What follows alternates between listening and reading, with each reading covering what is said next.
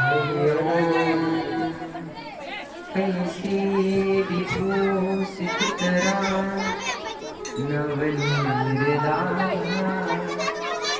पीताम्बराधरुरविन्दकराधरोष्ठा पूर्णेन्दुसुन्दरमुखा दरविन्दनेत्रा कृष्णात् परं किमपि तत्त्वमहं न जाने वरापीडं नटवरवपुः कर्णयो कर्णिकारम् विप्रजवासा कनककपिशं वैजयन्तीं च माला रन्ध्राणवेणुर्धरसुधया पूरयन् गोपवृन्दैः वृन्दारण्यं सपदरमणं प्रादिशद्गीतकीर्तिः यं प्रव्रजन्तमनुपेतमपेतकृत्यं द्वैपायनो विरहकातरया जुहाव उत्थिति तन्मयतया तरवोऽभिनेदो तं सर्वभूतहृदयं मुनिमानतोऽस्मि। भक्ति भक्ति भगवन्त गुरु चतुरनाम वपुए इनके पद वंदन किए नासहि विघ्ने ज्ञानतिमिरान्धस्य ज्ञानाञ्जनशलाकया चक्षुर्मोनमिलितं येन तस्मै श्रीगुरवे नमः। नारायणं नमस्कृत्य नरं चैव नरोत्तमं देवीं सरस्वतीं व्यासं ततो जयमुदीरये। परम मंगलमय परात्पर ईश्वराखंड कोटि ब्रह्मांड नायक सच्चिदानंद विग्रह भक्तवान साकल पतरो भक्तवत्सल शरणागत वत्सल दीन बंधु कृपा सिंधु श्री धाम वृंदावन के युगल स्वरूप श्यामा श्याम की अपार कृपा जो श्रद्धा पूर्वक प्रयत्न 8 दिवसीय आज कथा का रस स्वादन करते हैं। ये ठाकुर जी की बहुत बड़ी कृपा है। ठाकुर जी ने हमारे ऊपर इतनी बड़ी कृपा की है तो हमें भी इसका पूरा लाभ उठाना चाहिए। आज कथा का आखिरी दिवस है, इसलिए खूब भक्ति में मस्त से ताली सेवा करते हुए भगवान नाम में डूब जाइए। इसलिए कथा में प्रवेश करने से पहले अपने हृदय को अंतःकरण को शुद्ध करने के लिए पहले भगवान नाम संकीर्तन का आश्रय लें, क्योंकि भगवान नाम संकीर्तन ही हमें इस कलयुग से तार सकता है। जो फल सतयुग त्रेता युग द्वापर युग में मिलता था यज्ञ अनुष्ठान करने से, वही फल इस कलयुग में केवल भगवान नाम संकीर्तन से मिलता है।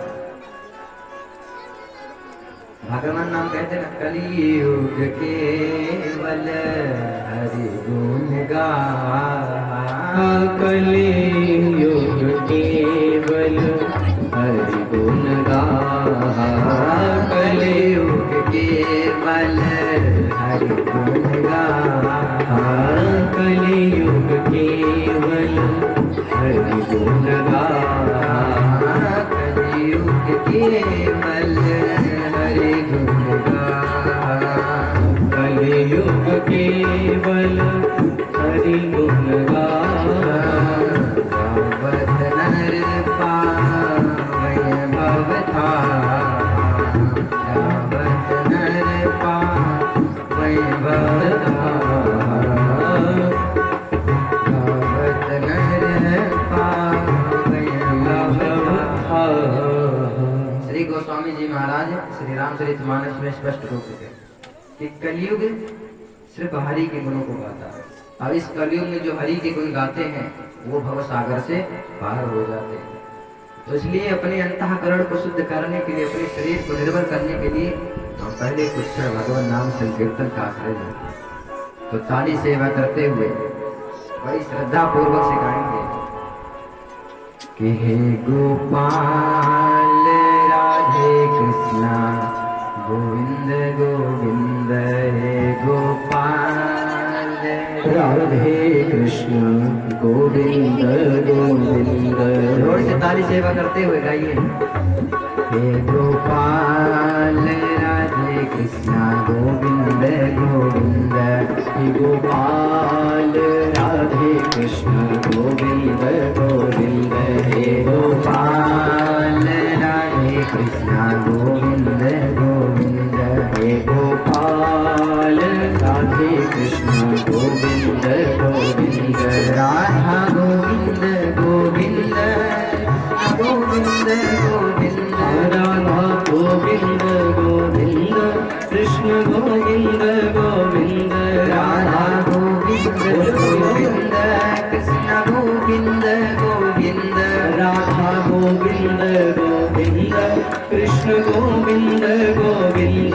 राधा गोविंद गोविंद कृष्ण गोविंद गोविंद।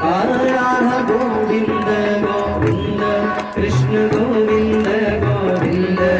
नंदलाल राधे कृष्ण गोविंद गोविंद। नंदलाल राधे कृष्ण गोविंद गोविंद। हे गोपाल राधे कृष्ण गोविंद गोविंद। हे गोपाल राधे कृष्ण गोविंद गोविंद। राधा गोविंद गोविंद कृष्ण गोविंद गोविंद। राधा गोविंद गोविंद कृष्ण गोविंद गोविंद। राधा गोविंद गोविंद कृष्ण गोविंद गोविंद। राधा गोविंद गोविंद कृष्ण गोविंद गोविंद। हे नंदलाल राधे कृष्ण सभी ताली सेवा करते हैं। गोविंद। हे गोपाल राधे कृष्ण गोविंद गोविंद। हे गोपाल राधे कृष्ण गोविंद गोविंद। हे गोपाल राधे कृष्ण गोविंद गोविंद। राधा गोविंद गोविंद कृष्ण गोविंद गोविंद। राधा गोविंद गोविंद कृष्ण गोविंद गोविंद। राधा गोविंद गोविंद कृष्ण गोविंद गोविंद। राधा गोविंद गोविंद कृष्ण गोविंद गोविंद। राधा गोविंद गोविंद कृष्ण गोविंद गोविंद। राधा गोविंद गोविंद कृष्ण गोविंद गोविंद। नंदलाल राधे कृष्ण गोविंद गोविंद। हे नंदलाल राधे कृष्ण गोविंद गोविंद। हे गोपाल राधे कृष्ण गोविंद गोविंद। हे गोपाल राधे कृष्ण गोविंद गोविंद। हे गोपाल राधे कृष्ण गोविंद गोविंद। राधा गोविंद गोविंद कृष्ण गोविंद गोविंद। राधा गोविंद गोविंद कृष्ण गोविंद गोविंद। राधा गोविंद गोविंद कृष्ण गोविंद गोविंद। राधा गोविंद गोविंद कृष्ण गोविंद गोविंद। नंदलाल राधे कृष्ण गोविंद गोविंद। हे नंदलाल राधे कृष्ण गोविंद गोविंद। हे गोपाल राधे कृष्ण गोविंद गोविंद। हे गोपाल राधे कृष्ण गोविंद गोविंद। नंदलाल राधे कृष्ण गोविंद गोविंद। हे नंदलाल राधे कृष्ण गोविंद गोविंद। कृष्ण गोविंद गोविंद कृष्ण गोविंद गोविंद। राधा गोविंद गोविंद कृष्ण गोविंद गोविंद। राधा गोविंद गोविंद कृष्ण गोविंद गोविंद। राधा गोविंद गोविंद कृष्ण गोविंद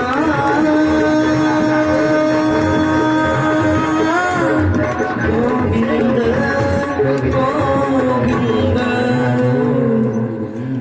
बोले कृष्ण कन्हैया लाल की जय। राधा माधव सरकार की जय। व्यास जी महाराज की जय। जय जय श्री राधे। बोल भारतीय बिहारी लाल की जय। प्रिय भक्तों, कल की कथा में हम लोगों ने दिव्य रुक्मणी जी के विवाह के प्रसंग को श्रवण किया। कल की कथा में हम लोगों ने दिव्य बधाइयां हो रुक्मणी जी का विवाह हो। भगवान के द्वारा रुक्मिणी जी के गर्भ से प्रद्युम्न नामक एक बालक ने जन्म लिया। अब वो सोता कि ग्राम में था, तभी सांबासुर आया और प्रद्युम्न को उठाकर ले गया। लेकर के जा रहा था तो रास्ते में उनसे नारद मिल गए। विमान से जा रहा था ऊपर से, तो नारद जी पहुंच गए। वो बालक को मारने जा रहा था, इतने में नारद जी पहुंच गए। नारद जी ने कहा, रे सांबासुर को, राम राम, तुम इतने बलवान हो, इतने प्रतापी हो, तुम्हारी तो चारों तरफ जय जयकार हो रहा है, तुम एक बालक को तलवार से मारोगे, इतनी बदनाम होगी तुम्हारी। सांबासुर ने कहा कि नहीं, मैं इसे मार ही दूंगा, यदि मैं इसे नहीं मारा तो ये मुझे मार देगा। तो नारद जी ने कहा, इसे मारने का कोई दूसरा उपाय नहीं, तुम अपने हाथों से इसका वध करोगे, लोग क्या कहेंगे, अरे इतना बलवान होने के बाद भी इसने एक छोटे से बालक को तलवार से मारा, चारों तरफ तुम्हारी छोटी हो। तो सांबासुर ने कहा, प्रभु फिर क्या करो? तो नारद जी ने कहा, करोगे तुम ऐसी चाल चलो कि सांप भी मर जाए, लाठी भी ना टूटे। देखो नीचे समुद्र है, इस बालक को यहीं फेंक दो समुद्र में, ऐसे ही सभी मछलियां खा जाएंगे, तुम्हारे ऊपर कलंक भी नहीं लगेगा। तो सांबासुर ने उस बालक को समुद्र में फेंक दिया। उस बालक को एक मछली निकल गई और उस मछली को एक मछुआरे ने पकड़ लिया, जो सांबासुर का मछुआरा। उसे पकड़ा, घर पे ले गया, पेट चीरा, तो वहीं पर एक उस बालक को उसके पेट से निकाला। वहीं पर देवी रति माया देवी के रूप में वहां कार्य करते थे।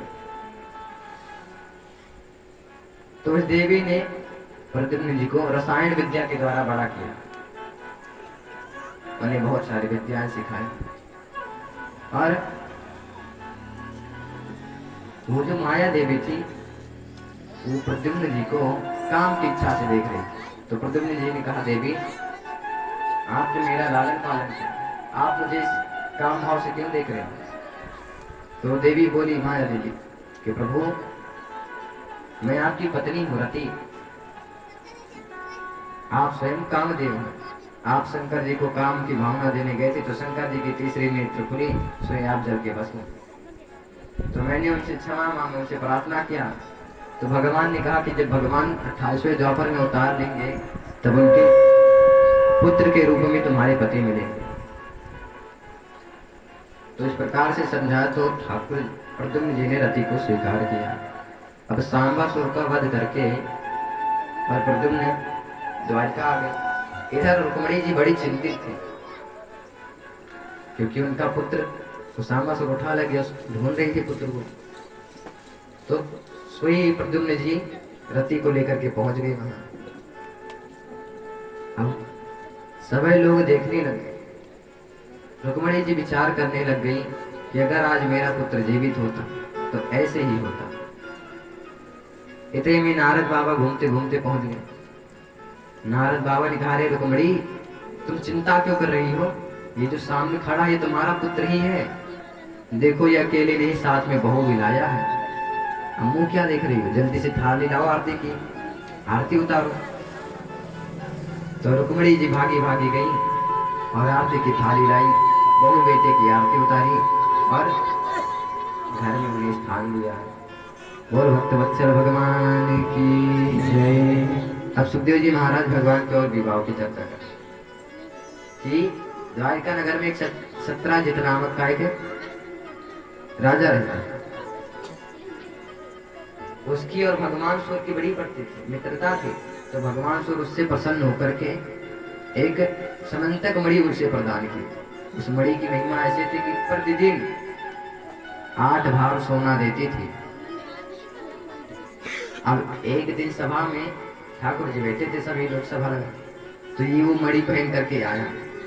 अब इसे देख करके सब लोग चौंक दिखे, अरे ये कौन आ रहा था? कहीं भगवान सूर्य तो नहीं आ रहे, कहीं अग्निदेव तो नहीं आ रहे। इतने में यहाँ करके पहुंच गए। सभी लोगों ने इसका स्वागत किया। इसका स्वागत किए। अब सभी लोग पूछने लगे कि भैया ये मणि तुम्हें कहाँ से मिली? तो ये बड़ा मटक मटक के बता रहा था कि अरे ये मुझे भगवान सूर्य ने दिया है, इसकी ऐसी ऐसी महिमा है। तो सभी लोगों ने उसकी तारीफ की। वाह।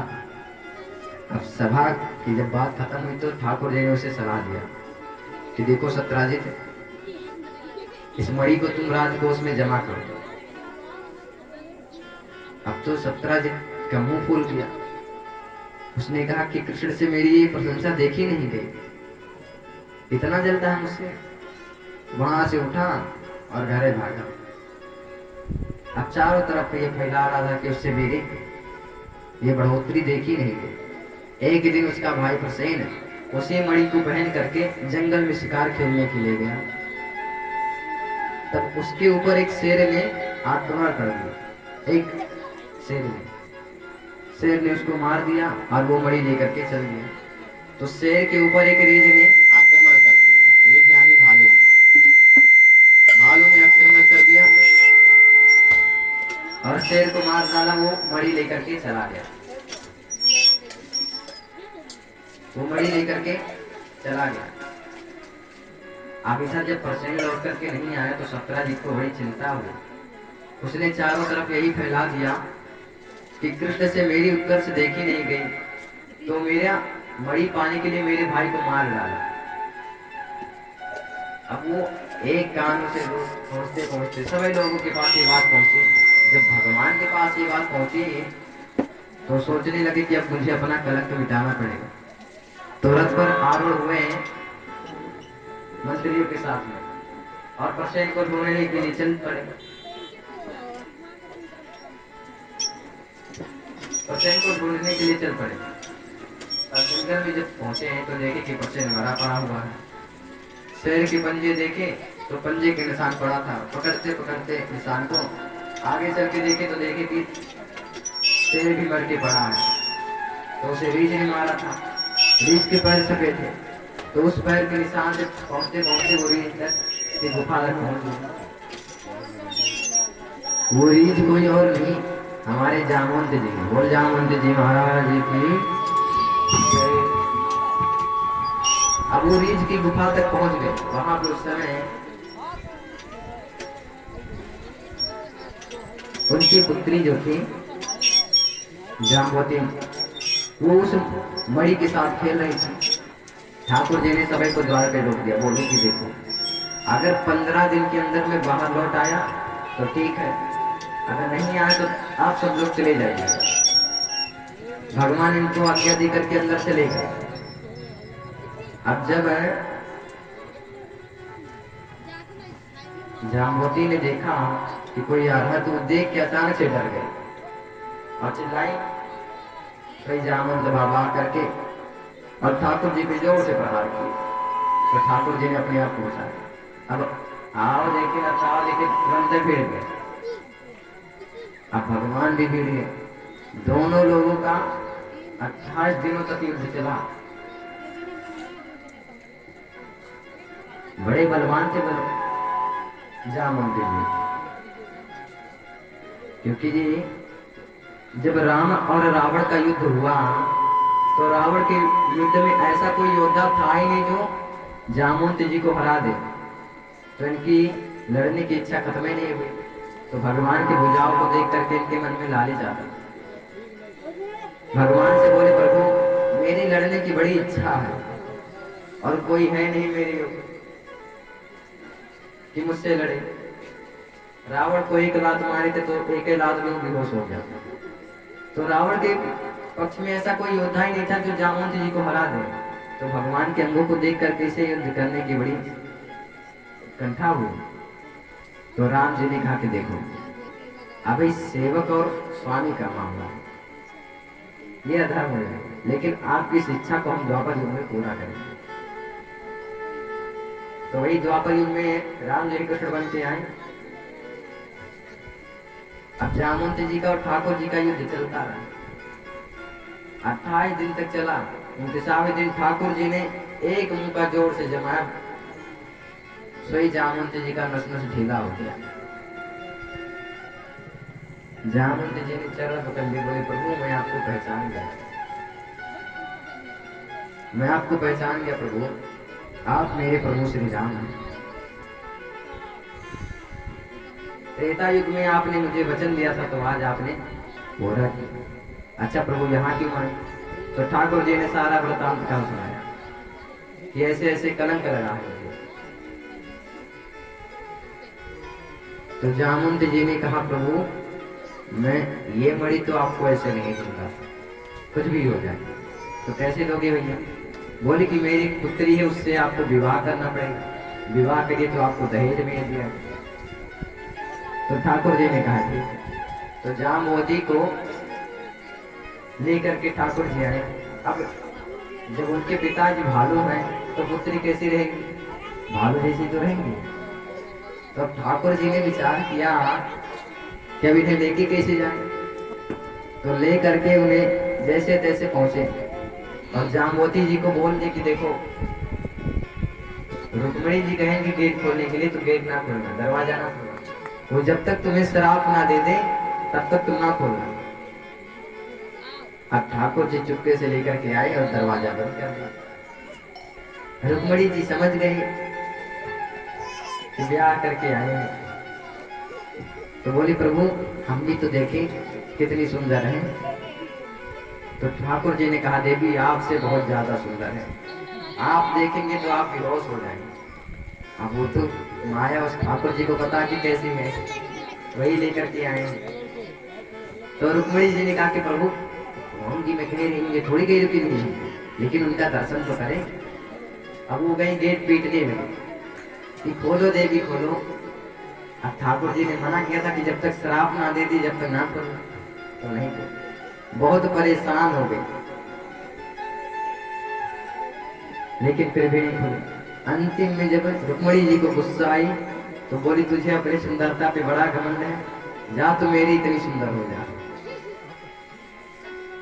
तो रुक्मिणी जी ने श्राप दिया। तो रुक्मिणी जी की लक्ष्मी जी के अवतार है, उनकी बात असत्य थोड़ी हो सकती है। तो जामवती जी रुक्मिणी जी के इतना सुंदर हो गए, जब गेट खोली तो इनके चेहरे को देख करके कहने लगे प्रभु आप सत्य कह रहे थे, वही सुंदर है। हम ये माया तो बस ठाकुर जी को पता है कि कितनी सुंदर थी। तो इस प्रकार से ठाकुर जी का 2 विवाह हो गया। बोल कृष्ण कन्हैया लाल की जय। अब वो मणि लेकर के ठाकुर जी ने सत्राजित को दिया। अब सत्राजित तो जब मणि लिया तो सत्राजित तो सभी लोग झूठा कहने लगे थे, तूने झूठा है, तूने प्रभु पे झूठा कलंक लगाया। चारों तरफ उसके थू होने लगे, चारों तरफ उसके थू होने लगे। सत्राजित का घर से निकलना भी मुश्किल हो गया। अब वो विचार करने लगा कि इन लोग का मुंह कैसे बंद किया जाए। तो उसके मन में एक युवती आई, उसकी एक पुत्री थी सत्यभामा। उसने सोचा कि अपनी पुत्री का विवाह ठाकुर जी के साथ कर देते हैं और ये मणि दहेज में दे देंगे, जिससे लोगों का ये ताना सुनना तो बंद हो जाएगा। तो उसने अपनी पुत्री का विवाह ठाकुर जी के साथ कर दिया और मणि दहेज में दे दी। तो ठाकुर जी ने विवाह कर लिया लेकिन मणि उसे वापस कर दिया। बोले सत्राजित ये मणि तुम अपने पास रखो, जिस मणि के पीछे तुमने मुझे इतना बदनाम किया, अब उस मणि को लेकर मैं क्या करूंगा। तो मणि उसे वापस कर दिया। अच्छा सत्राजित ने पहले भी किसी से कहा था कि मैं अपनी पुत्री का विवाह तुमसे करवाऊंगा, वो था सतधन्वा। अब जब से पता चला कि मेरा विवाह ना करके इसने कृष्ण से विवाह करवा दिया तो उसे बड़ा क्रोध आया। तो ये कृष्ण ब्रह्मा जी के पास और गया।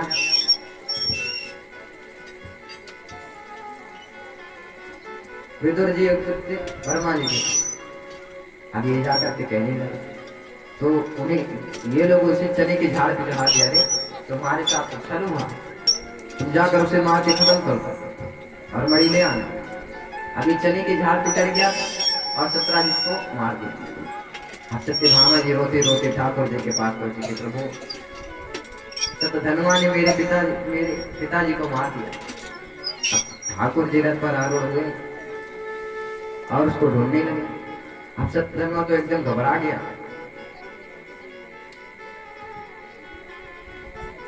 एकदम से वो घबरा गया तो विदुर जी के पास आया और बोला कि अब तो कृष्ण मुझे नहीं छोड़े। विदुर जी ने कहा कि अब तुम्हारी यहाँ से भागने में ही भलाई है। तुमने उस कृष्ण के ससुर को मार डाला है तो वो तुम्हें छोड़ेंगे। तुम एक काम करो, मणि मुझे दे दो और ये द्वारिका ही छोड़कर भाग जाओ। तो उसने वैसे ही किया, मणि दे दिया और द्वारिका छोड़कर भाग गया। अब ठाकुर जी से ढूंढते ढूंढते मिथिलापुरी पहुंच गए तो वहां पर एक बाग में उसे मिले। अब दाऊ जी और कृष्ण जी गए थे ढूंढ, तो दाऊ जी ने जोर से उसका पीछा किया और उसे मार डाले, लेकिन मणि उसके पास नहीं मिली। दाऊ जी ने कहा कन्हैया मणि कहाँ है? तो ठाकुर जी ने कहा कि दाऊ भैया मणि तो नहीं मिली। तो दाऊ जी को लगा कि कन्हैया को मणि का लोभ हो गया, तो क्रोधित हो गए और वो मिथिलापुरी से लौट करके आए हुए हैं। ठाकुर जी को बड़ा बुरा लगा कि दाऊ भैया मुझे गलत साबित कर रहे हैं। तो दाऊ भैया वहीं पे रुक गए। दुर्योधन ने वहीं पर 4 महीना दाऊ जी से गदा युद्ध सीखा। अब ये ढूंढते हुए आए, विदुर जी से पूछने लगे काका जी आपके पास तो मणि नहीं है, क्योंकि विदुर जी बड़ा दान पुण्य कर रहे थे। दान पुण्य करने में बड़े आगे हो गए थे जब से मणि मिलती। अब भाई एक दिन में 8 बार सोना देती तो सोना क्या करेंगे? सारा दाने पुण्य करेंगे। तो बड़ा दाने पुण्य कर रहे थे। तो ठाकुर जी ने पूछा कि काका जी आपके पास है? तो ये भड़क गए, बोले अरे तुम मुझ पे झूठा इल्जाम लगा रहे, अब मैं यहाँ 1 सेकंड भी नहीं रुकूंगा। तुरंत द्वारिका को छोड़ करके वो चले गए।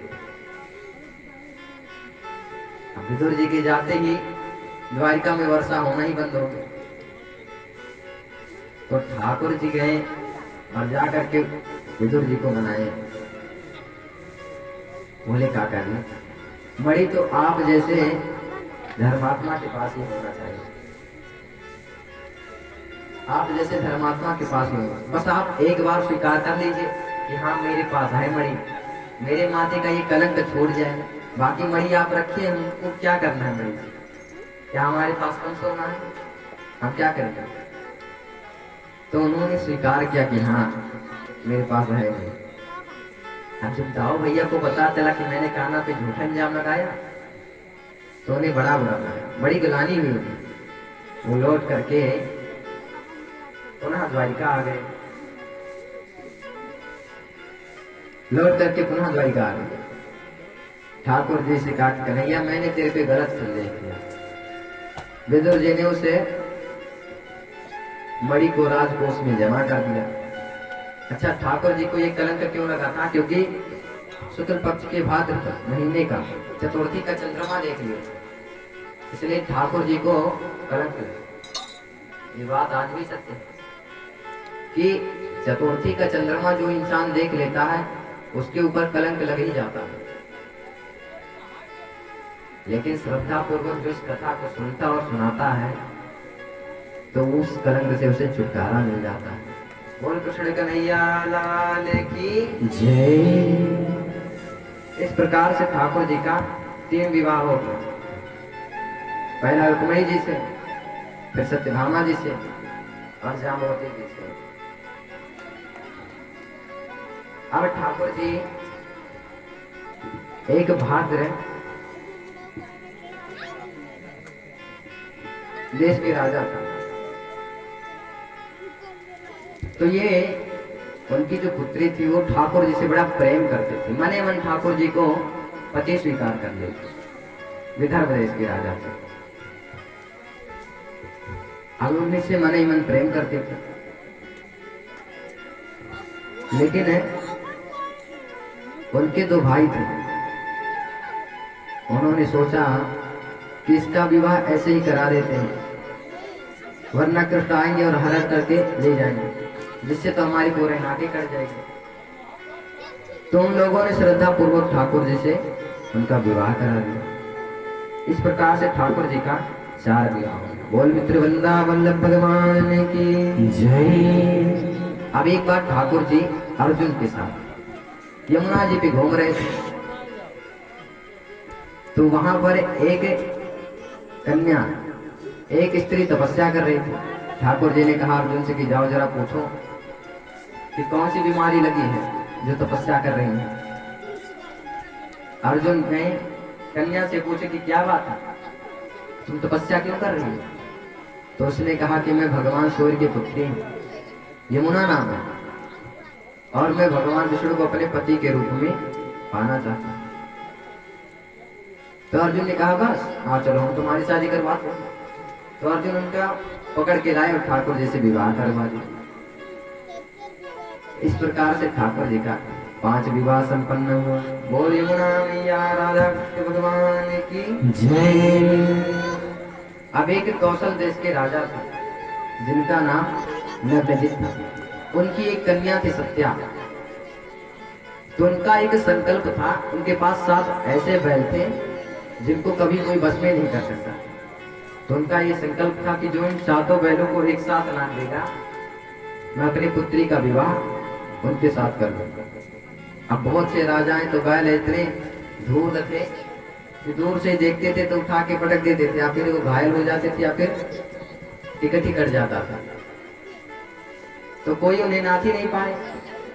तो ठाकुर जी गए और 7 रूप धारण करके 7 बैलों को एक साथ नाथ दिए और सत्या का वर्ण करके ठाकुर जी ले आए। बोल सत्य कृष्ण भगवान की जय। इस प्रकार से भगवान का ये विवाह भी संपन्न हो।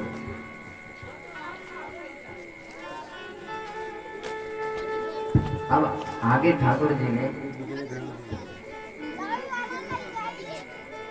भद्र देश की राजकुमारी लक्ष्मणा, ये ठाकुर जी से बड़ी प्रेम करते थे। तो इनका विवाह होने वाला था दुर्योधन से। अब दुर्योधन से जिस दिन विवाह होने वाला था, ठाकुर जी उस दिन रथ लेके पहुंचे और सब कुछ देखते ही देखते लक्ष्मणा जी का हाथ पकड़े रथ पे बैठाए और वहां से 9-11। अब सभी लोग जो थे सब लोग देखते ही रहे।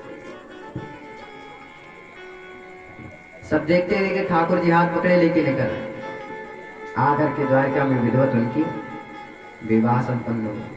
इस प्रकार से ठाकुर जी का 8 विवाह संपन्न हुआ। बोल लक्ष्मणा कृष्ण भगवान की जय। ठाकुर जी की 8 पट रानियां हैं। एक दिन ठाकुर जी बैठे थे, उसी समय इंद्र आया। इंद्र आया, बोला प्रभु एक भौमासुर नामक का राक्षस है जो मेरा छत्र और माता आदिति के कुंडल को लिया और वो अपने कारागार में 16,100 कन्याओं को बंद कर रखा है। तो प्रभु आप उसका उद्धार करिए, मेरा छत्र हमें वापस लौटाइए और माता आदिति की कुंडल और कन्याओं को मुक्त करिए। प्रभु आप शीघ्र ही उसका वध करिए, शीघ्र उसका वध करिए। तो ठाकुर जी गरुड़ जी पे आरोह में सत्यभामा जी को लेकर और चल पड़े। तो भावमासुर बड़ा सुरक्षा लगाया। तो ठाकुर जी ने पहले उसकी सुरक्षा को खत्म किया, बाद में वो युद्ध करने के लिए आए। तो उसने एक बाण छोड़ा जो सत्यभामा जी को लगा। तो सत्यभामा जी कह रही प्रभु ये आप क्या कर रहे हैं, युद्ध करने आए कि मरवाने आए हैं? सोई ठाकुर जी ने सुदर्शन चक्र को आदेश दिया, सुदर्शन चक्र ने भौमासुर का सिर काट दिया। अच्छा इसलिए नहीं मार रहे थे ठाकुर जी पहले, क्योंकि भौमासुर जो है वो पृथ्वी का पुत्र है और पृथ्वी ने ठाकुर जी से ये आदेश दिया था कि प्रभु जब तक मैं ना कहूं तब तक आप इसका वध नहीं करिए। और सत्यभामा जी पृथ्वी के ही अवतार है। तो जैसे ही सत्यभामा जी ने कहा, श्री ठाकुर जी ने उसका उद्धार कर दिया, सभी कन्याओं को मुक्त कराए। ठाकुर जी सबका परिचय पूछने लगे।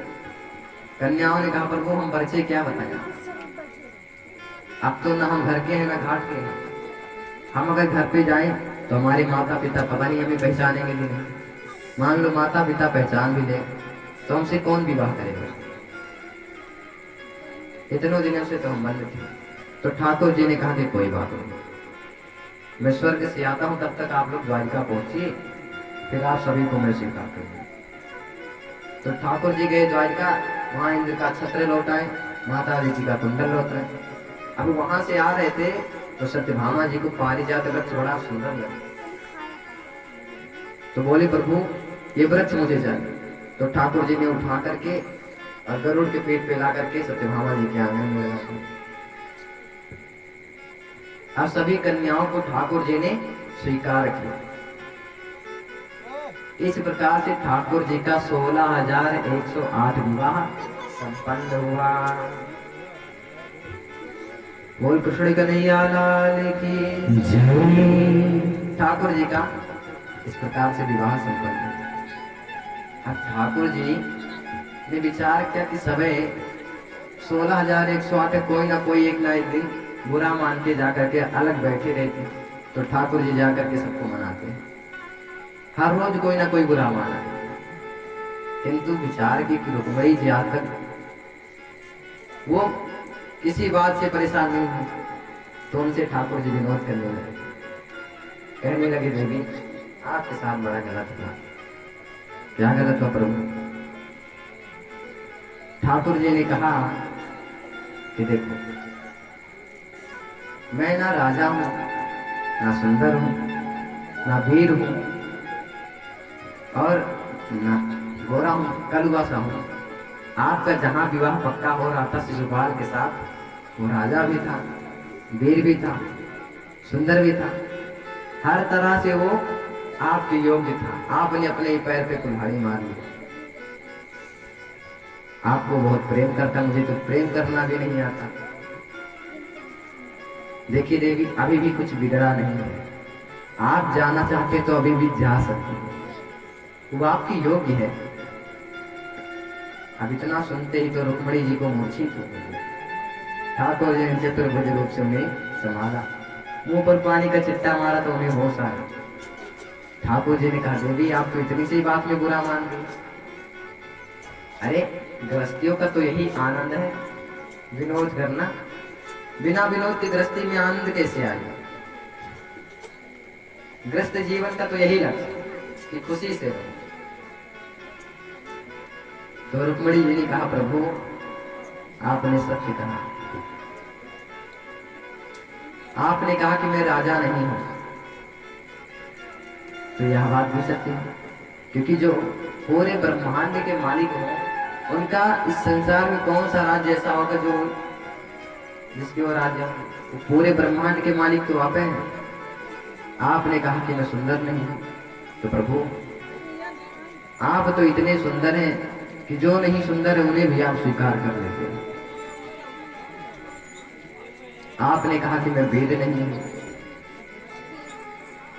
शिशुपाल के डर से मैं समुद्र में कूद गया था, तो प्रभु संसार में ऐसा कौन सा जीव होगा, ऐसा कौन सा जगह होगा जहां पर आप विराजमान नहीं हैं?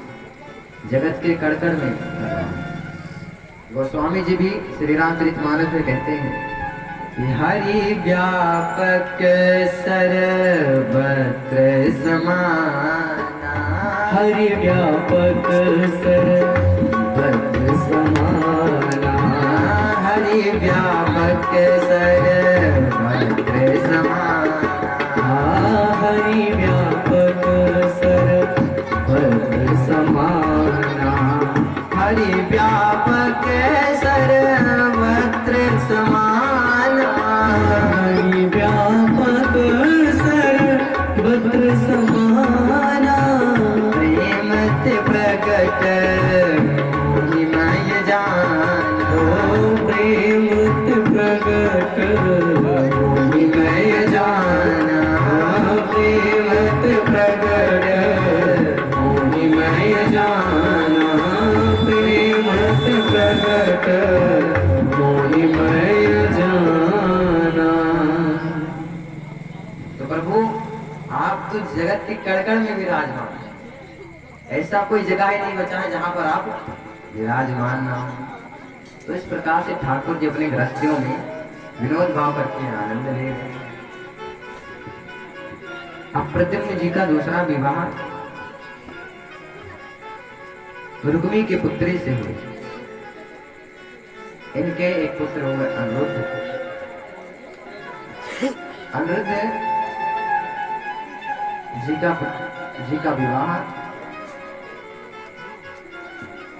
सोड़ीपुर नरेश बाणासुर की कन्या उषा से हुआ। एक दिन उषा सो रही थी तो उसे स्वप्न में अनिरुद्ध जी का दर्शन हुआ।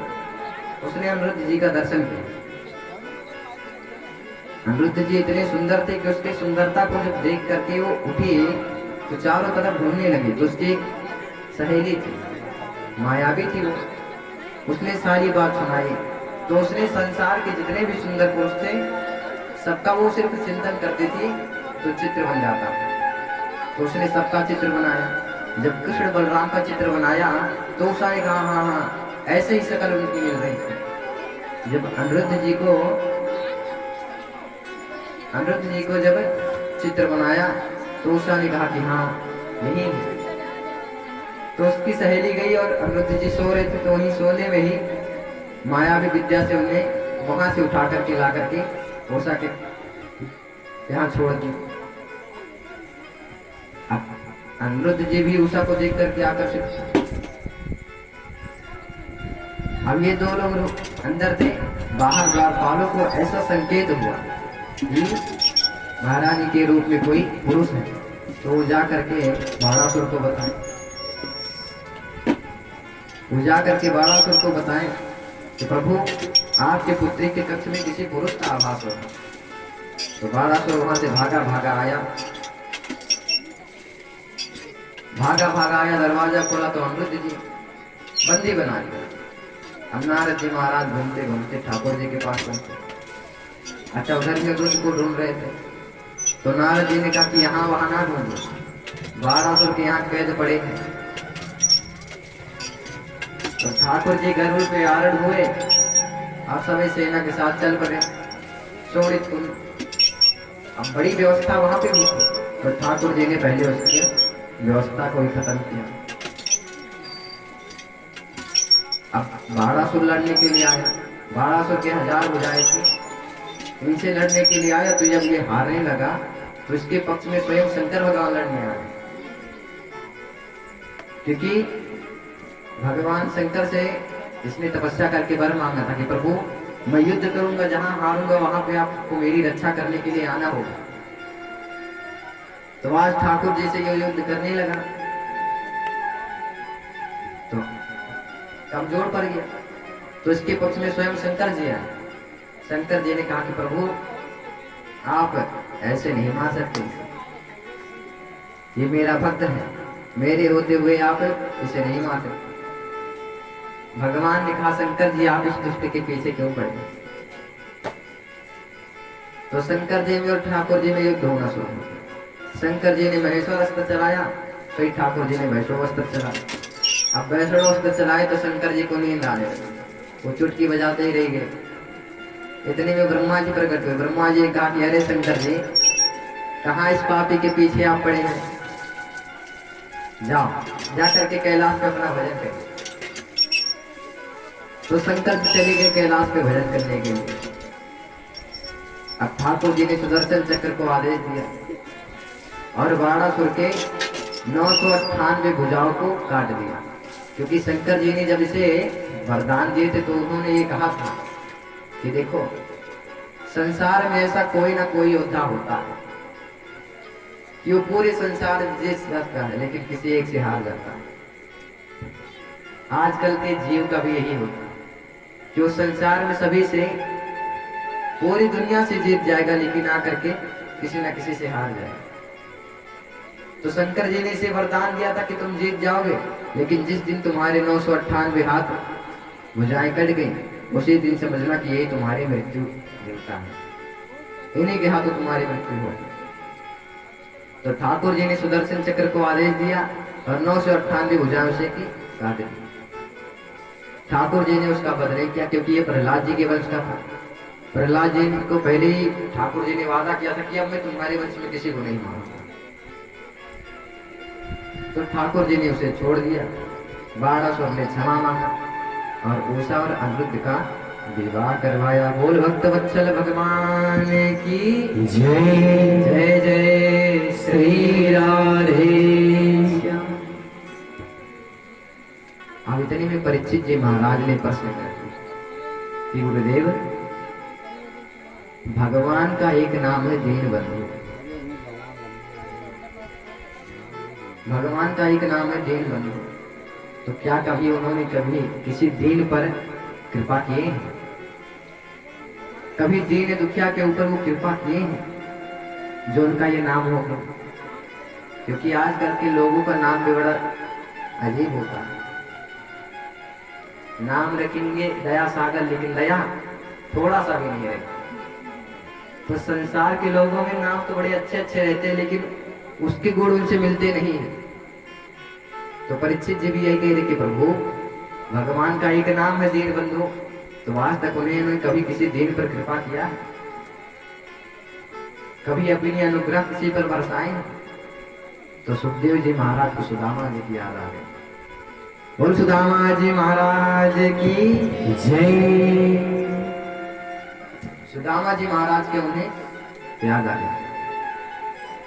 उन्होंने कहा, राजन, एक सुदामा नाम के ब्राह्मण थे, उनकी एक पत्नी थी जिनका नाम सुशीला था। अच्छा देखिए, सुदामा जी की पत्नी का नाम है सुशीला, तो वो सुशील थी भी। अब इससे यह सिद्ध होता कि उनका नाम है सुशीला, तो वो ऐसे थे। लेकिन आजकल के क्या होते हैं, बड़े अच्छे अच्छे नाम होते लेकिन गुण नहीं मिलते हैं। आजकल लोग क्या करते हैं, नामकरण कैसे करते हैं? टीवी सीरियल देखते हैं, उसमें उन्होंने सुन लिया कि हाँ उसका नाम हो, हमारे भी बेटा होगा तो यही नाम रखेंगे। पहले के लोग क्या करते थे कि बालक जन्म लेता था, मुहूर्त देख करके नामकरण करवाते थे। तो नामकरण से जो बालक होता है उसका स्वभाव अच्छा होता। आजकल के तो लोग टीवी सीरियल देख करके और नाम रख देते हैं, तो टीवी सीरियल जैसे हाल भी करते हैं, उसी तरह से वो हाल भी करते हैं। जैसा टीवी सीरियल देखते हैं तो टीवी सीरियल देख के नामकरण करते हैं कि हाँ ये नाम हो गया, तो आगे चल के वही सारा टीवी सीरियल में दिखाता है असली। तो इसलिए बालक का जन्म हो तो पंडित जी को बुला करके मुहूर्त देख करके नामकरण करवाना चाहिए, अपनी मर्जी से ही नहीं कर लेना चाहिए। तो सुशीला जी का स्वभाव बड़ा ही सुशील था। इनके 4 पुत्र थे, दोनों दाम्पत्य जीवन में बड़े खुश थे। सुदामा जी महाराज बड़े गरीब थे और नित्य निरंतर ठाकुर जी का भजन करते ही रहते थे, ठाकुर जी का भजन करते ही रहते थे। इनका एक बात था कि ये 5 घर पे भिक्षा मांगते थे, अगर मिल जाता था तो ठीक, 5वें घर से आगे नहीं बढ़ते थे। अगर एक मुट्ठी मिल गई तो एक मुट्ठी में ही खुश है, 2 मुट्ठी मिल गई तो 2 मुट्ठी में ही खुश है। 5 घर मांगते थे, 6ठे घर के लिए पैर नहीं बढ़ाते थे। जिस दिन मिलता था उस दिन बना के खाते थे, और जिस दिन नहीं मिलता था उस दिन ऐसे ही रहते थे। जिस दिन कुछ नहीं मिलता था तो सुदामा जी कहते थे पुत्रों से, पुत्रों आज एकादशी है, आज एकादशी है, व्रत करो। ऐसे दोनों पति पत्नी दाम्पत्य जीवन को काट रहे थे। सुदामा जी महाराज एक दिन भोजन करने के लिए बैठे, भोजन कर ही रहे थे, चारों पुत्र भोजन कर रहे थे। उसी समय एक वृष आ गया, वृष यानी बैल। ठाकुर जी ने थोड़ा उसे खिला दिया, सुदामा जी ने थोड़ा उसे खिला दिया। उसी समय एक शूद्र आ गया, उसने कहा कि ब्राह्मण देवता बड़ी जोर से भूख लगी, तो पूरा भोजन उठा करके उसे दे दिया। अब वो जल पीने जा रहे थे, इतने में एक प्यासा आ गया। तो सुदामा जी को बोली, ब्राह्मण देवता बड़ी जोर से प्यास लगी है, थोड़ा पानी मिल जाता तो सुदामा जी जल पीने जा रहे थे, उस पानी को भी ले गए, उसे ले गए। ठाकुर जी इनके भक्ति भाव को देख रहे बैठे। सुदामा जी महाराज जा करके बटुली में लेके तो एक दाना बचा था चावल का, ठाकुर जी को आधा भोग लगा दिए, आधे का एक दाने का आधा करके आधा ठाकुर जी को, आधा लक्ष्मी। ठाकुर जी से इनकी दीन दशा देखी नहीं गई। पुत्र को खा करके खिला करके पुत्र तो सो गए सब, लेकिन सुदामा जी सोच रहे हैं, नींद नहीं आ रही सुदामा जी को। ठाकुर जी से इनकी दशा देखी नहीं गई। एक दिन ठाकुर जी ने एक ब्राह्मण का वेश धारण किया। सुदामा जी उस समय नहीं थे। ब्राह्मण का वेश धारण करके आए और सुशीला जी से बोले कि देवी जी राम राम। सुशीला जी ने राम राम किया। तो ब्राह्मण देवता ने कहा कि देवी आप सब इतना कष्ट उठा रही हैं, आपके स्वामी के मित्र हैं भगवान द्वारिकाधीश, अगर ये एक बार वहां पर चले जाएं तो इस जीवन की क्या अगले जन्म जन्मांतर का भी सारा दुख दूर हो जाए। भगवान के पास बस एक बार इन्हें जाने की देरी है, वो इन्हें इतना धन दे देंगे कि इनके साथ पुष्ट बैठ करके खाएंगे। ब्राह्मण देवता ऐसा आकर के सुशीला जी को बता करके और चले गए। अब रात्रि का समय हुआ तो सुशीला जी ने सुदामा जी से बोले कि प्रभु हमने सुना कि आपके मित्र हैं भगवान द्वारिकाधीश। सुदामा जी ने कहा देवी आपने सत्य सुना है, वो तो मेरे बचपन का दोस्त है, बचपन का मित्र है मेरा कन्हैया। तो सुशीला जी ने कहा प्रभु आप एक बार उनके पास जाइए, आप जाइए एक बार उनके पास। बोलो राधे राधे। बोलिए राधे राधे।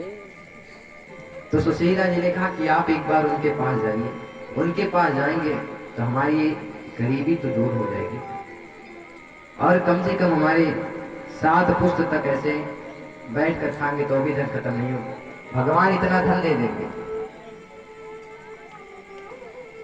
तो सुदामा जी ने कहा कि देवी मैं भगवान का भजन इसलिए नहीं करता हूं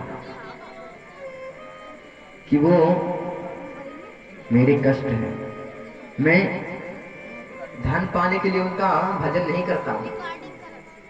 अगर मैं धन पाने के लिए ही अपने सुख के लिए भजन करता तो लोग मुझे भक्त नहीं फिर स्वार्थी कहेंगे, फिर भक्ति ऐसी किस काम की।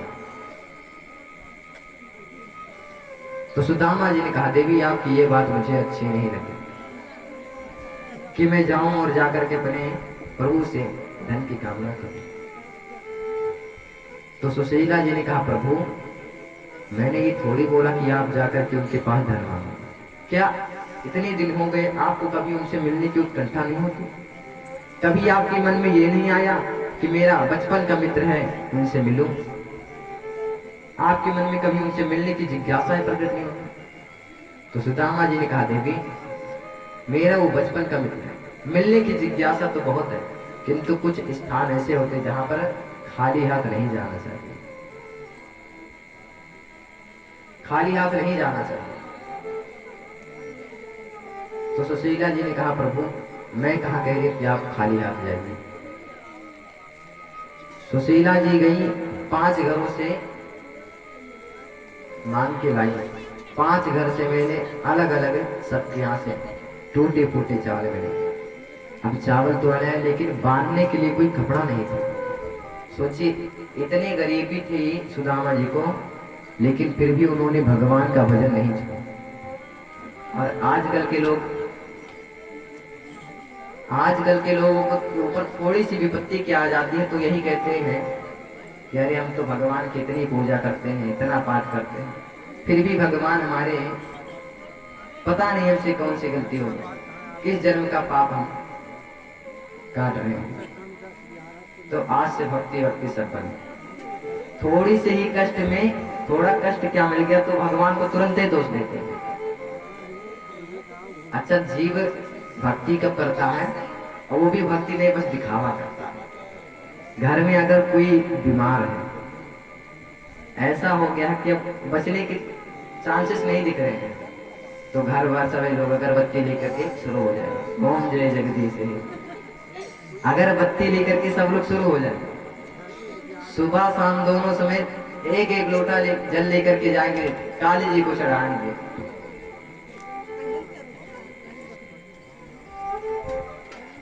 अगर बीमार है कोई घर में, तब इतनी भक्ति करेंगे कि प्रभु ठीक हो जाए, ठीक हो जाए।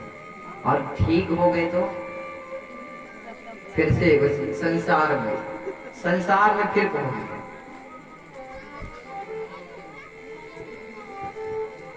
गोस्वामी जी महाराज श्री रामचरितमानस में कहते हैं, भूमि परत भार जामर पाओ, भूमि परत भार जामर पानी, भूमि परत ढामर पानी, भूमि परत ढामर पानी, भूमि परत भार ढाबर पानी, जननी जन्मा या लपटानी, जीवन जन्म माया लपटानी।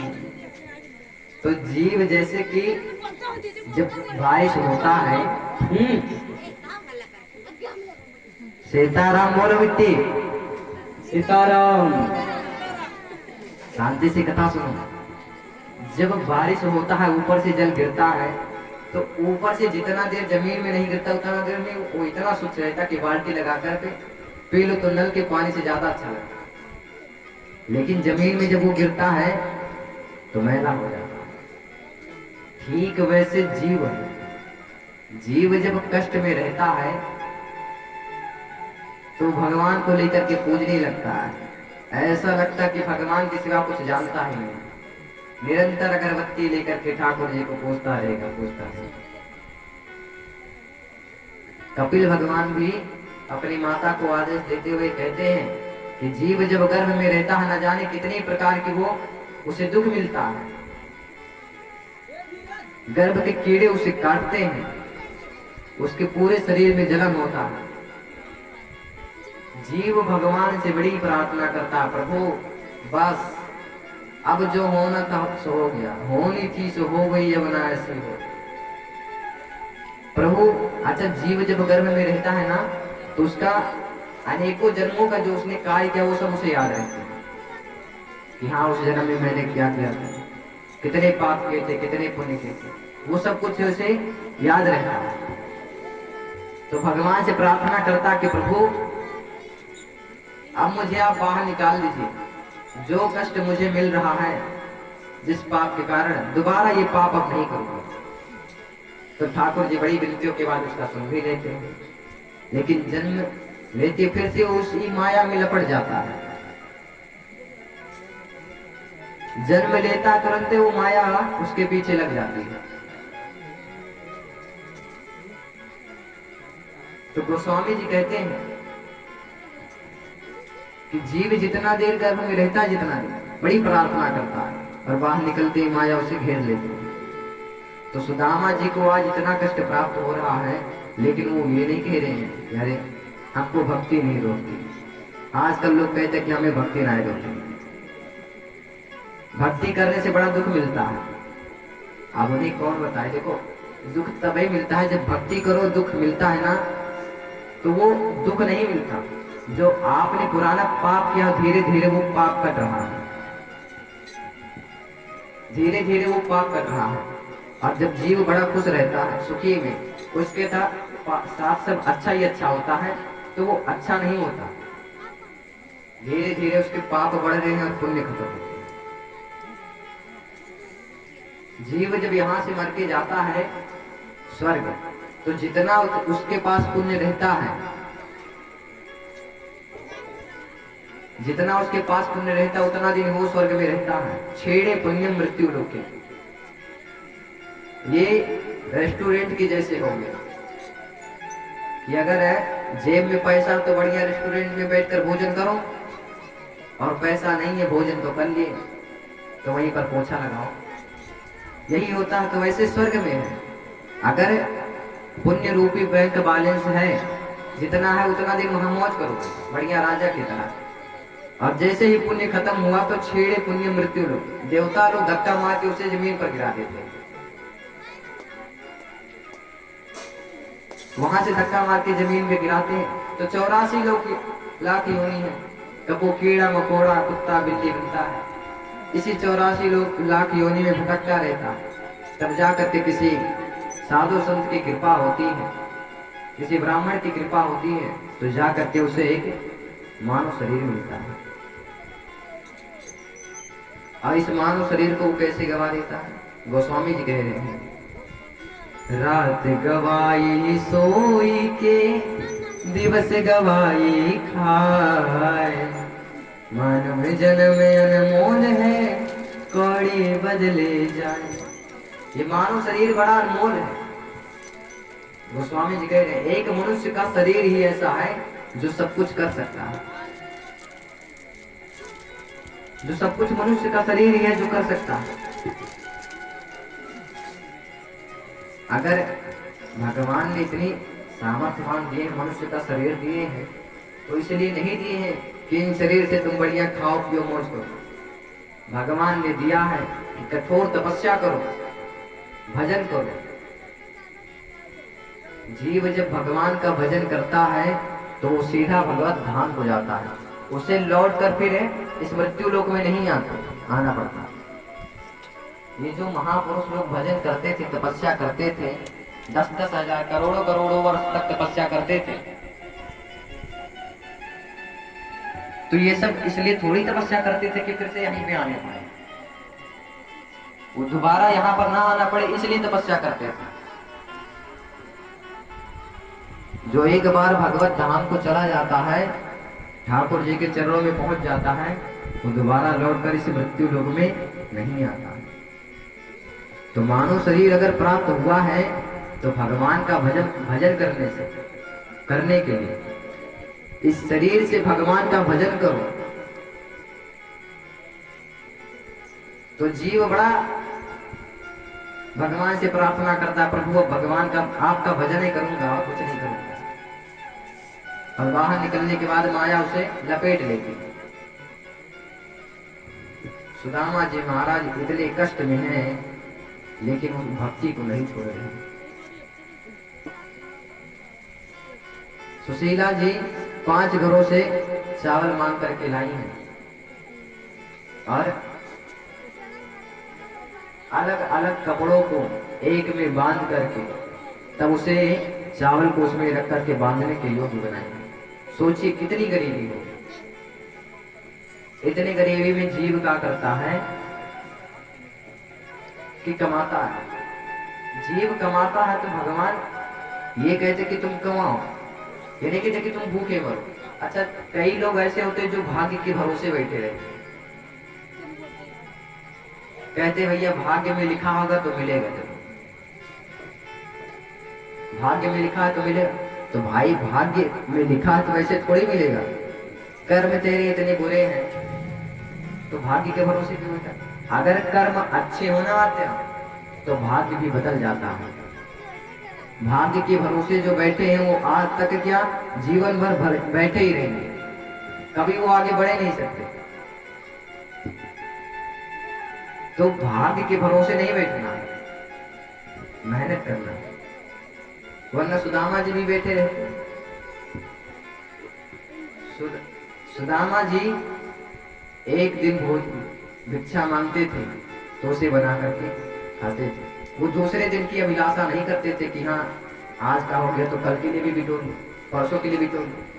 ठाकुर जी ने मनुष्य शरीर दिया है तो आज का देखो ना भैया, आज का देखो, आने वाले समय का तो ठाकुर जी देखे नहीं।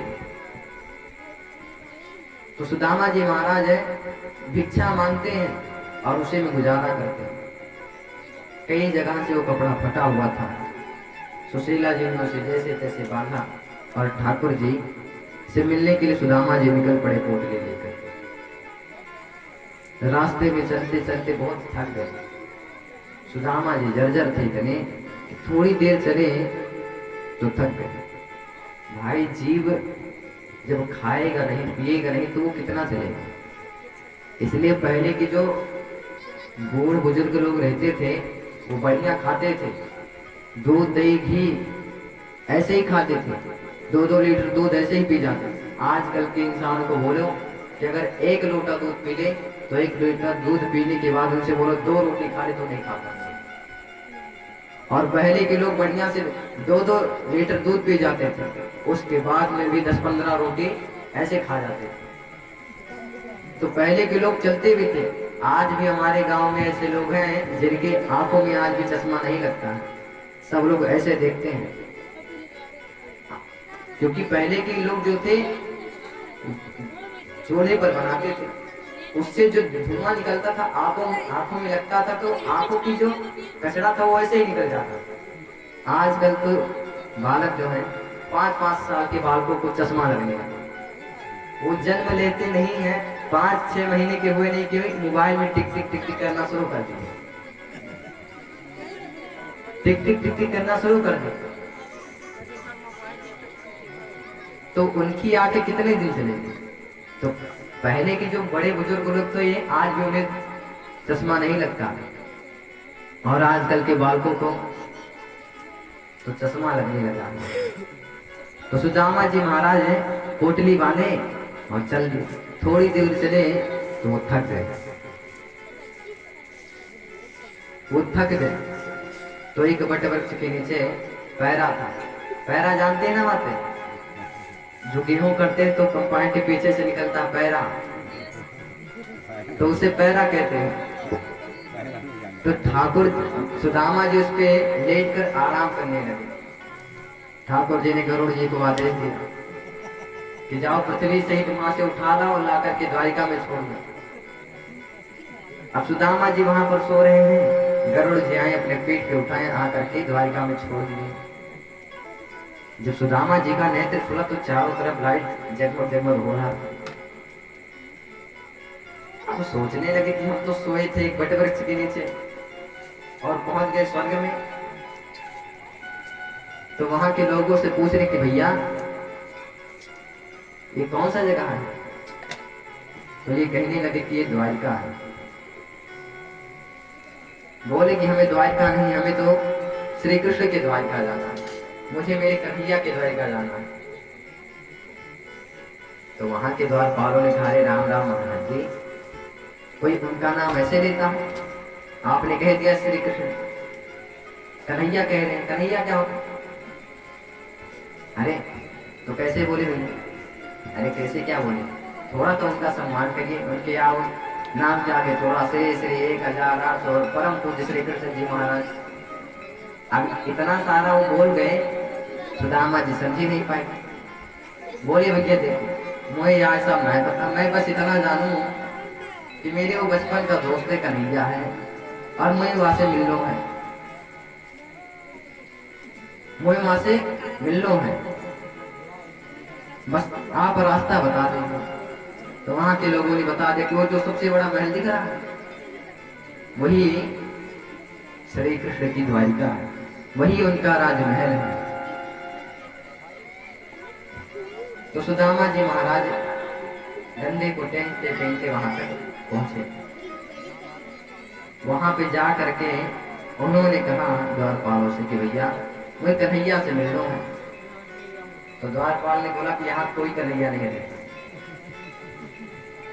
यहाँ पे तो भगवान द्वारिकाधीश रहते हैं, ये द्वारिकाधीश का जगह है, उनका राजमहल।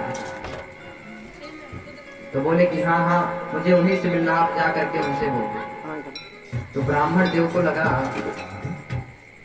द्वारपाल को लगा कि महाराज जी धन के लिए आए होंगे। तो द्वारपाल ने कहा कि प्रभु आप बताइए आपको क्या चाहिए, हम आपको स्वयं दे देंगे। तो सुदामा जी ने कहा कि देखिए भैया मुझे धन नहीं चाहिए, मैं धन के लालच में नहीं आया, वो मेरे बचपन का मित्र है, इसलिए मैं उनसे मिलने आया। तो द्वारपाल को लगा कि ये ऐसा सोच रहे कि महाराज जी के पास जाएंगे, राजा हैं, उनके पास जाएंगे तो कुछ विशेष ही मिलेगा।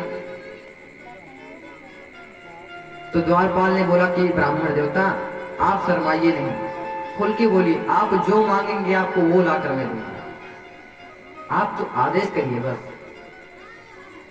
तो सुदामा जी ने कहा कि देखो भैया, मुझे धन बिल्कुल नहीं चाहिए, धन मुझे बिल्कुल नहीं चाहिए, मैं तो अपने सखा से मिलने के लिए आया।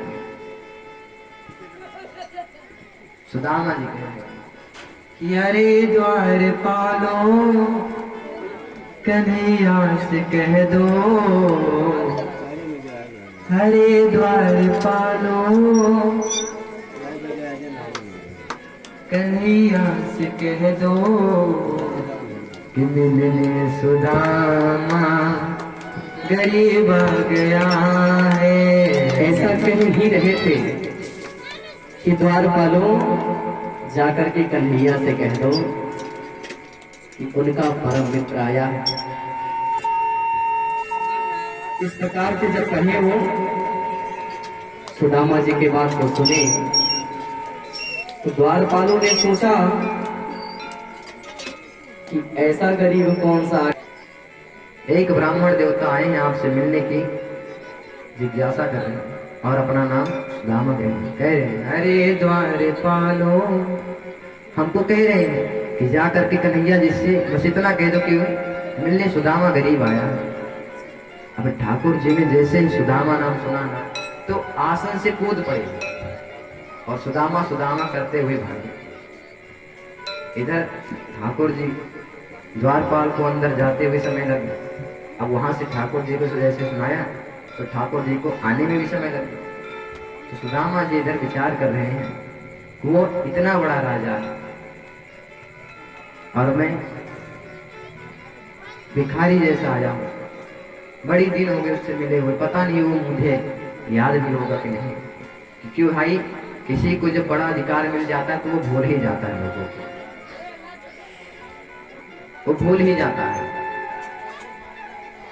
तो सुदामा जी ने भी यही विचार किया और कहे कि चले श्याम सुंदर से मिलने सुदामा, चले श्याम सुंदर से मिलने सुदामा, गाते चले मन में हरे कृष्ण रामा, गाते चले मन में हरे कृष्ण रामा, चले श्याम सुंदर से मिलने सुदामा, चले श्याम सुंदर से मिलने सुदामा, चले श्याम सुंदर से मिलने सुदामा। सुदामा जी आ रहे तो स्वागत नहीं करना है क्या? खाली सेवा करते हुए कहूँ से गाइए, चले श्याम सुंदर से मिलने सुदामा, चले श्याम सुंदर से मिलने सुदामा, ओ चले श्याम सुंदर से मिलने सुदामा, चले श्याम सुंदर से मिलने सुदामा। एक बार हम बोलेंगे, एक बार आप बोलेंगे। चले श्याम सुंदर से मिलने सुदामा,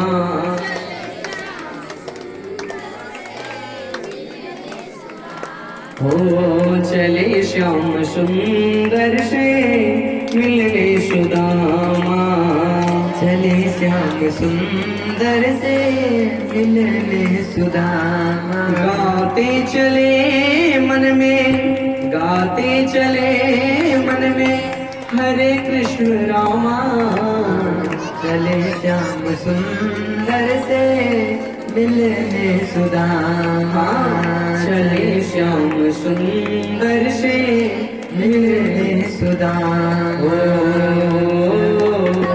चले श्याम सुंदर से मिलने सुदामा, चले चले श्याम सुंदर से मिलने सुदामा। लोटा वटोरी कांधे पे लटकाए, लोटा वटोरी कांधे पे लटकाए, चावल की पोटली बगल में दबाए। चावल की पोटली बगल में दबाए। लोटा वटोरी, लोटा वटोरी कांधे पे लटकाए, चावल की पोटली बगल में दबाए। चावल की पोटली बगल में दबाए। बाबा सभी लोग ताली से लगा रहे हो। चले श्याम सुंदर से मिलने सुदामा। चले श्याम सुंदर से मिलने सुदामा। लोटा वटोरी कांधे पे लटकाए, कांधे पे लटकाए, चावल की पोटली बगल में दबाए। चावल की पोटली बगल में दबाए। लोटा वटोरी कांधे पे लटकाए, लोटा कांधे पे लटकाए। चावल की पोटली बगल में दबाए।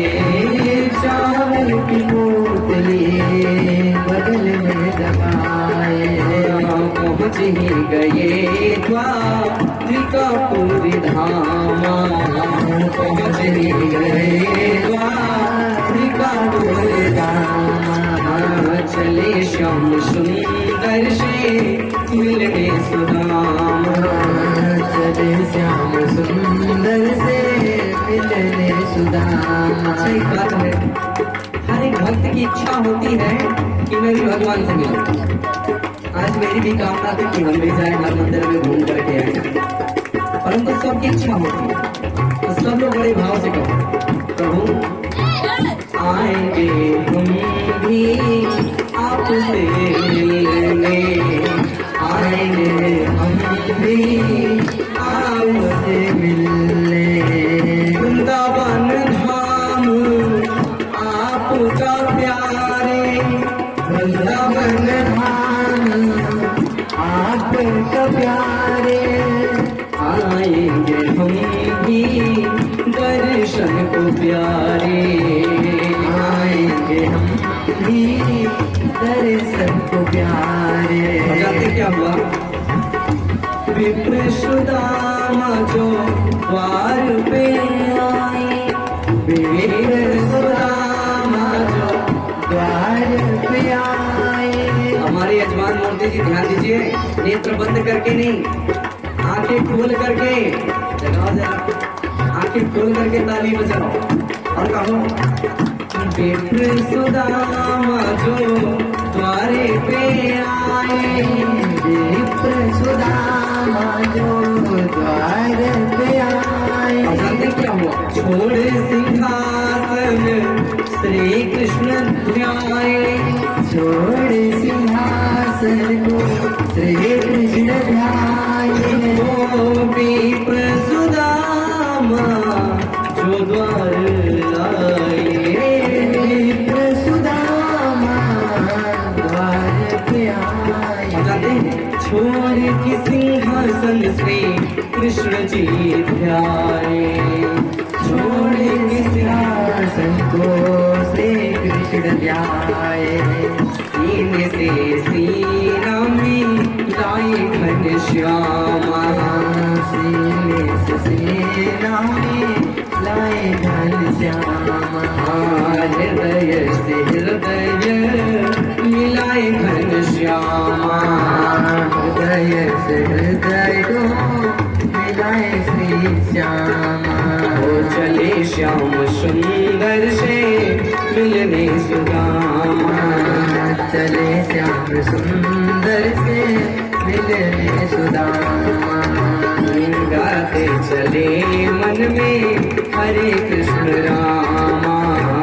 गाते चले मन में हरे कृष्ण रामा। हंस हंस के पूछे ओ कृष्ण कन्हाई। हंस हंस के पूछे ओ कृष्ण कन्हाई। कहो भेंट भेजी है क्या भौजाई। कहो भेंट भेजी है क्या भौजाई। चावल की पोटली छिपावे सुदामा। गाते चले मन में हरे कृष्ण रामा। गाते चले मन में हरे कृष्ण रामा। और अभी समझिए कि सुदामा जी बहुत दूर, अभी आए थे निकट में, लेकिन थोड़ा सा लगता मार्ग भूल गए। अभी गाँव में परिक्रमा लगा सबसे मिल रहे हैं। सब लोग सोच रहे सुदामा जी हैं कैसे, जरा मुंह देख ले पर्दा हटा कर। तो बोलो ना, गाँव में विचरण करते सुदामा। गाँव में विचरण करते सुदामा। घर घर के दर्शन देते सुदामा। घर घर के दर्शन देते सुदामा। गाँव में विचरण करते सुदामा। गाँव में विचरण करते सुदामा।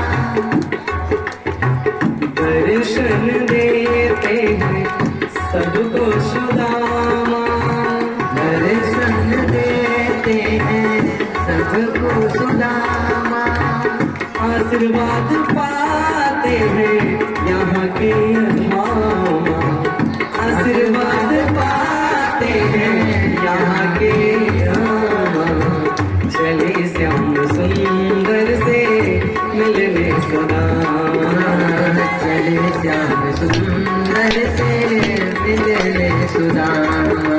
कैसे मुर्दे की अकड़ ठीक होती है, मुर्दे की अकड़ ठीक होती है। और ताली वही बजाता है जिनके हाथों में जान होती है। ताली बड़े भाव से बजाओ और कहो, विजय नगर का हुआ धन्य ग्राम। विजय नगर का हुआ धन्य ग्राम। गाँव के वासी सब है खुशहाल। गाँव के वासी सब है खुशहाल। जानते हो कैसे खुशहाल? अरे पंडित पंडित नहीं होता। सुदामा जी हमारे ऐसे तैसे ब्राह्मण देवता नहीं है, बहुत परम विद्वान है। वो सुदामा जी महाराज की तो सुदामा जी हमारे ऐसे नहीं है, इसलिए कहा गया विजय नगर आज हुआ ये धन्य है। विजय नगर आज हुआ ये धन्य है। श्री सुदामा जी का पग यहाँ आया है। श्री सुदामा जी का पग यहाँ आया है। आज ये गाँव द्वारिका बन गई। आज ये गाँव द्वारिका बन गई। सच बात है, जहाँ सुदामा जी और जहाँ भगवान का कथा होता है वो द्वारिका धाम बन जाता है। भगवान का उदित के धाम बन गया। तो प्रेम से झुकाएंगे करेंगे प्रणाम। प्रेम से झुकाएंगे करेंगे प्रणाम। प्रेम से झुकाएंगे करेंगे प्रणाम। चले श्याम सुंदर से मिलने सुदामा। चले श्याम सुंदर से मिलने सुदामा। चले श्याम सुंदर से आनंद क्या आ रहा है? आनंद नहीं आ रहा है? अगर आनंद आ रहा है तो उसका हिसाब देना पड़ेगा, ताली बजा के दिखाना पड़ेगा कि हाँ आनंद आ रहा है। मिलने सुदामा। अवध धाम से अर्जुन जी